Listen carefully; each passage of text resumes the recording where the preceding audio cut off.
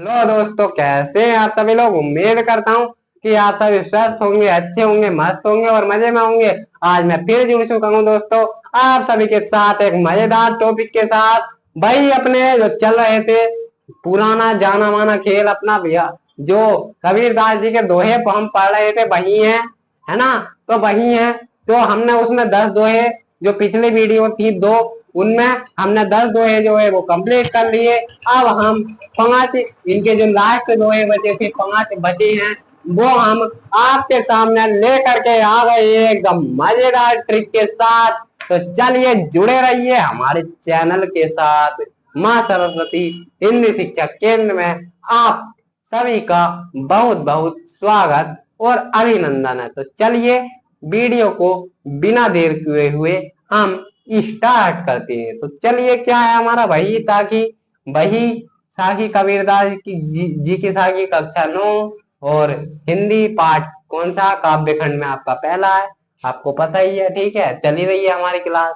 तो चलिए आज हम इसका पार्ट 4 कर लेते हैं। तो देखिए क्या कहते हैं, इसको हम गा कर पढ़ दें।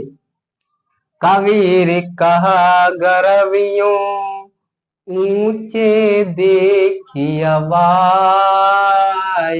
की, कबीर कहा गरवियों, अरे ऊंचे देखी आवाज, काली परियों भुई लेटना, हाँ ऊपर जामे घास कबीरा, ऊपर जामे घास।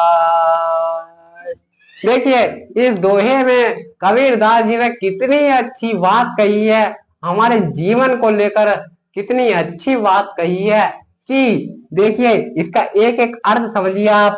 देखिए, कबीर कहा गरवियों ऊंचे देखी आवाज, इसका सीधा सा मतलब यहाँ मैं बता रहा हूँ। कबीर का मतलब कबीरदास जी कहते हैं, कबीरदास जी कहा का मतलब कहते हैं गरीबियों, है ना।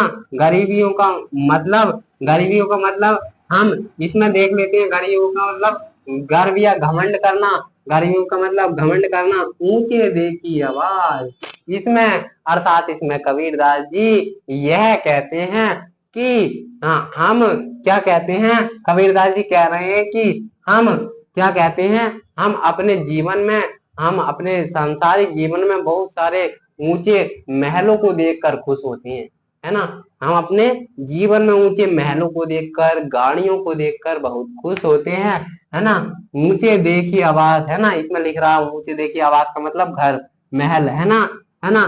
काली ही परियों भुई लेटना, ऊपर जामे घास, जो इस घमंड में रहते हैं कि हम पर बहुत महल है, बहुत बड़ा महल है, हम पर बहुत बड़ी गाड़ी है, बहुत बंगला है हम पे, तो है ना, हमारे जैसा अमीर तो कोई है ना, है ना। तो अब ये घमंड हमको करना गलत है। अर्थात कबीरदास जी कह रहे हैं, देखिए कितनी बढ़िया बात कही है कि काल ही परियों भुई लेटना, ऊपर जामे घास। इसमें कबीरदास जी सीधा सा मतलब कह रहे हैं कि काली का मतलब कल, काली का मतलब कल, और भूई का मतलब जमीन या मिट्टी, जामे मतलब उठाना, है ना। तो इसमें कबीरदास जी सीधा सा क्या कह रहे हैं कि जो लोग घमंड करते हैं, वो उनका घमंड जो है, जो उनका शरीर है, जो उनका घमंड है, वो कुछ दिनों बाद क्या है, मिट्टी में मिल जाएगा। ठीक है, किस में मिल जाएगा, मिट्टी में मिल जाएगा, कुछ नहीं बचेगा। ठीक है, कुछ दिनों बाद या कुछ सालों बाद क्या है, मिट्टी में मिल जाएगा, कुछ नहीं बचेगा, ऊपर जामेगा। कितनी बढ़िया बात कही है कि वो मिट्टी में तो मिल जाएगा, और उसके बाद भी आप, आपके जो कब्र है, आपकी जो कब्र होगी उस पर भी क्या जम जाएगी, क्या जम जाएगी, क्या जम जाएगी, घास जम जाएगी। उस पर भी क्या जम जाएगी, घास जम जाएगी, और आपका सारा घमंड उस समय दूर हो जाएगा। तो हमको चाहे हम पर कितनी भी धन दौलत हो, कितना भी कुछ हो, हमको घमंड, उस पर अहंकार नहीं करना चाहिए। तो आपको इनके दोहे से क्या सीख मिली कि हमको घमंड कभी नहीं करना चाहिए। कितने अच्छे से ये दोहा लिखा था इन्होंने, शायद है ना। तो देखिए अब दूसरा दोहा चलते हैं, है ना, दूसरे दोहे पे चलते हैं, है ना। तो देखिए इसमें कितने बढ़िया कहा कि यहू ऐसा संसार है, कि यहू ऐसा संसार है, जैसा सेवल फूल, यहू ऐसा संसार है, जैसा सेवल फूल, दिन दस दिन दस के व्यवहार को, झूठे रंगी न भूल कबीरा, झूठे रंगी न भूल। तो देखिए इस कविता में कवि ने बड़े ही कमाल की बात कही है, जो हम जागरूक होते हैं उसके बारे में इन्होंने बात कही। तो देखिए पहले इसके शब्दार्थ देखिए, तो देखिए इसके शब्दार्थ क्या है। श्यामल का मतलब आप जानते हो, जो दिखने में सुंदर हो, है ना, तो उसको श्यामल, श्यामल का फूल होता है एक, श्यामल का, है ना, श्यामल का फूल, है ना, इसका अभी बताऊंगा मैं, है ना। तो जो दिखने में सुंदर हो, है ना। व्यवहार का मतलब व्यवहार, है ना। रंगी मतलब आकर्षक, आकर्षण रंग, है ना। तो क्या होता है इसका, रंगी का मतलब आकर्षण रंग। अब इसका हम अर्थ देखते हैं, देखिए यह ऐसा संसार है, अर्थात कबीरदास जी कहते हैं कि ये एक ऐसा संसार है, हमारा जो ये संसार है वो एक ऐसा संसार है, कैसा संसार है ना, जैसा श्यामल, जैसा क्या है, जैसा श्यामल फूल होता है। अब श्यामल फूल कैसा होता है ये समझ लीजिए। श्यामल फूल ऐसा होता है, देखिए श्यामल फूल अंदर से तो वो देखिए, श्यामल फूल बाहर से तो बहुत सुंदर होता है, लाल बिल्कुल सुरख होता है श्यामल फूल, श्यामल का फूल बाहर से बहुत सुंदर होता है, यानी लाल बहुत चिकना होता है, लाल, है ना, लाल होता है, बहुत सुंदर दिखता है ना, जैसा श्यामल फूल। लेकिन अंदर से क्या होता है, वो अंदर से उसका, उसमें कोई स्वाद नहीं होता, उसका कोई फल नहीं होता, है ना।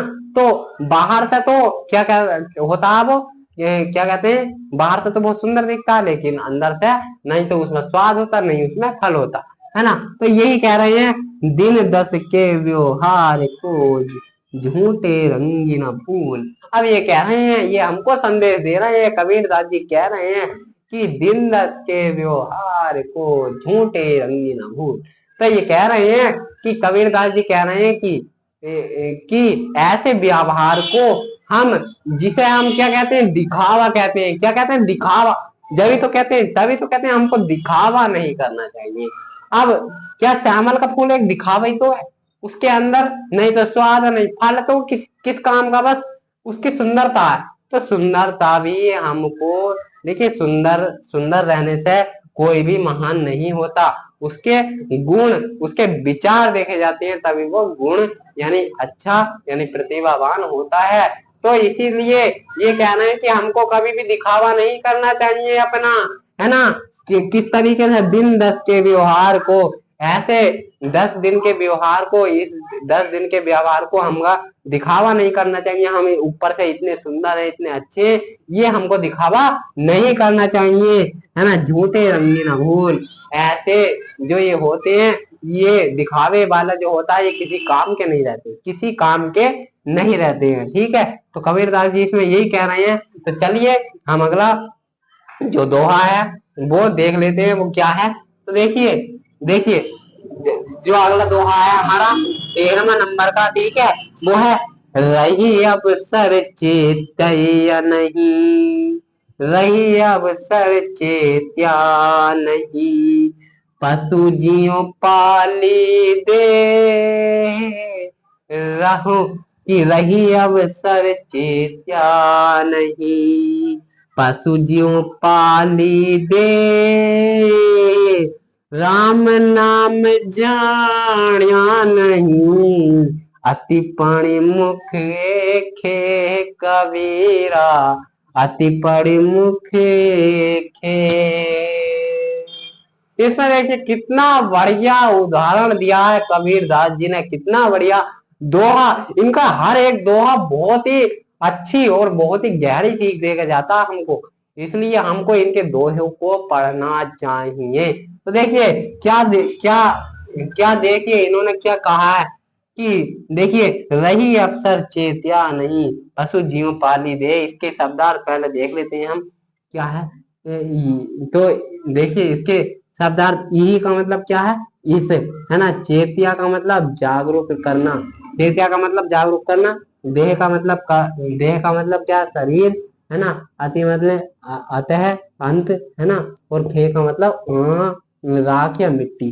तो ये देखिए ये क्या कह रहे हैं, रही अफसर चेतिया नहीं, पशु जीव पाली दे, है ना। इसमें कबीरदास जी कहते हैं कि हमको, यानी इति, यही, यही का मतलब इस, यही का मतलब इस, है ना। यही का मतलब इस अफसर का मतलब होता है हमारा जागरूक करना, है ना। अफसर यानी जागरूक करना। चेतिया का मतलब क्या, चेतिया का मतलब है जागरूक करना, ठीक है। अफसर का मतलब यानी रोजाना, है ना। अफसर, चेतिया का मतलब जागरूक, है ना। नहीं, पशु जीव पाली दे, है ना। देखिए हमको जो है इसमें कबीरदास जी का कहने का सीधा सा मतलब ये है कि हमको पशुओं की तरह नहीं रहना है। क्या है, हमको पशुओं की तरह नहीं रहना है। जिस तरीके से पशु और जानवर रहते हैं, इस तरीके से हमको नहीं रहना है ना। अब देखो, है ना। अब देखो, राम नाम जानिया नहीं, अति पड़ी मुख घे, मुख खे। इसका मतलब है कबीरदास जी कहते हैं कि राम नाम तो वो जानते नहीं है ना। और जो मुख है उस पर झूठ बोलते रहते हैं। तो ये हमको नहीं करना चाहिए। हमको पशुओं के समान नहीं बनना, हमको अच्छा इंसान बनना, हमको ईश्वर की आराधना करनी है। अगर हम ईश्वर की आराधना नहीं करेंगे तो हम एक दिन क्या है, मिट्टी में मिल जाएंगे।